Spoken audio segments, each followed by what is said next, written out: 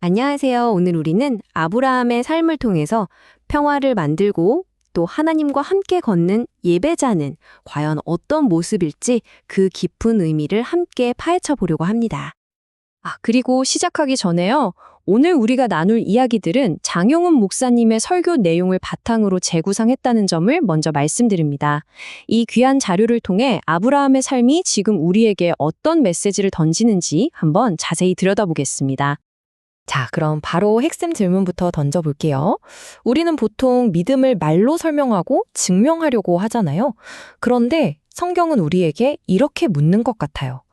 그래서 그 믿음이 당신의 삶 속에서 보이긴 합니까? 라고요. 말이 아니라 삶으로 증명되는 진짜 믿음에 대한 이야기, 지금부터 시작합니다. 그래서 오늘은 아브라함의 이야기에서 딱 세 가지 핵심을 짚어볼 건데요. 바로 삶으로 증명하는 믿음, 그리고 언약으로 평화를 만드는 법, 마지막으로 미래를 심는 예배자의 모습입니다. 자, 첫 번째 주제, 삶으로 증명하는 믿음입니다. 부제가 말이 아니라 행동으로죠. 이게 무슨 말이냐면 아브라함은 평생 단 한 번도 사람들 앞에서 설교한 적이 없어요. 그런데도 그의 삶 자체가 그 어떤 설교보다 강력한 메시지가 되었다는 겁니다. 이 말이 정말 대단한 게 뭐냐면요. 이걸 말한 사람이 아브라함의 말을 듣고 감동받은 사람이 아니라는 거예요. 전혀 다른 세상 사람이었던 이방왕 아비멜렉이 한 말이거든요. 그는 그냥 멀리서 아브라함이 어떻게 사는지 지켜보기만 했을 뿐인데 이런 엄청난 고백을 하게 된 거죠. 맞습니다. 그러니까 아비멜렉의 이 말은 어떤 뜨거운 신앙 고백이라기보다는 아주 냉철한 관찰의 결과였어요.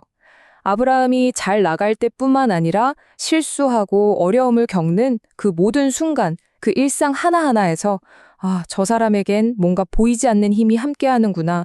이걸 보고 내린 객관적인 결론이었다는 거죠. 이렇게 삶으로 보여주는 게 얼마나 중요한지는 마하트마 간디의 유명한 일화에서도 우리가 알 수 있죠.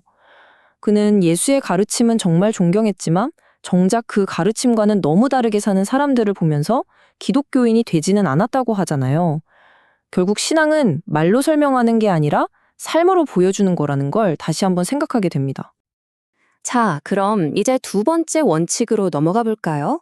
바로 언약으로 만드는 평화입니다. 힘이 아니라 원칙으로요.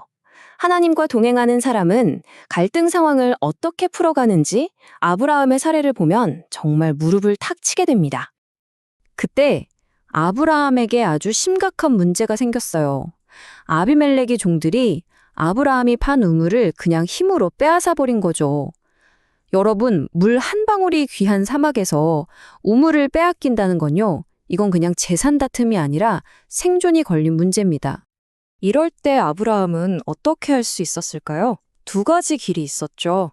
아브라함은 이미 자기 집에서 키운 군사 318명으로 전쟁에서 이긴 경험도 있는 사람이거든요. 그러니까 마음만 먹으면 힘으로 우물을 되찾는 건 일도 아니었을 거예요. 하지만 그는 칼을 드는 대신 대화와 원칙의 길을 택합니다. 아브라함이 문제를 푸는 방식이 정말 체계적이고 지혜로워요. 첫째, 감정적으로 소리 지르지 않고 이건 당신 종들이 잘못한 겁니다. 라고 사실에 근거해서 분명하게 책망합니다. 둘째, 오히려 양과 소를 선물로 주면서 앞으로 잘 지내자는 평화의 언약을 맺죠. 그리고 마지막으로 암양 새끼 7마리를 따로 주면서 이 우물은 내 것이라는 공식적인 증거입니다 하고 확실한 증표, 요즘 말로 하면 영수증 같은 걸 딱 만들어 둡니다. 이 지혜로운 과정 끝에 어떤 결과가 나타났을까요? 그냥 문제가 해결된 수준이 아니에요. 그 갈등의 장소가 맹세의 우물이라는 뜻의 부엘세바라는 새로운 이름을 얻게 됩니다. 다툼의 공간이 언약 위에 세워진 평화의 상징으로 완전히 바뀌어버린 거죠. 정말 놀랍지 않나요? 자, 이제 마지막 세 번째 원칙입니다. 미래를 심는 예배자. 당장의 문제가 아니라 영원을 바라보는 거죠. 현재의 갈등을 멋지게 해결한 아브라함의 시선이 어떻게 더 먼 미래로 향하는지 한번 주목해 보세요. 평화 조약을 맺고 안정을 찾은 아브라함이 곧바로 한 일이 두 가지가 있어요. 하나는 그곳 부엘세바에 에셀나무를 심은 거고요. 다른 하나는 영원하신 여호와의 이름을 부르며 예배를 드린 겁니다. 근데 여기서 이 에셀 나무의 특징을 아는 게 정말 중요합니다. 이 나무는 사막의 뜨거운 볕을 가려주는 아주 고마운 나무인데 치명적인 단점이 있어요. 자라는 속도가 엄청나게 느리다는 겁니다. 그러니까 오늘 심어서 내일 그늘을 기대할 수 있는 그런 나무가 전혀 아니라는 거죠. 프랑스의 리오테 장군 이야기가 딱 아브라함의 마음을 보여주는 것 같아요. 정원사들이 어떤 나무가 다 자라는데 100년이 걸린다고 하니까 그가 뭐라고 했는지 아세요? 100년이나 걸린다고? 그럼 1초도 지체할 시간이 없네.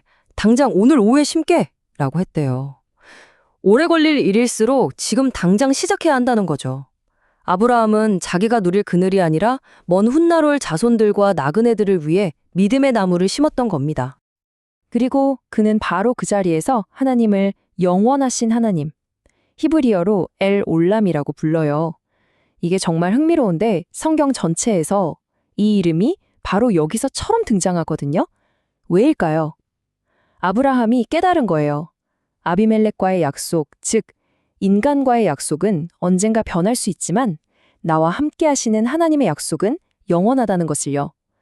이건 정말 위대한 믿음의 고백인 거죠.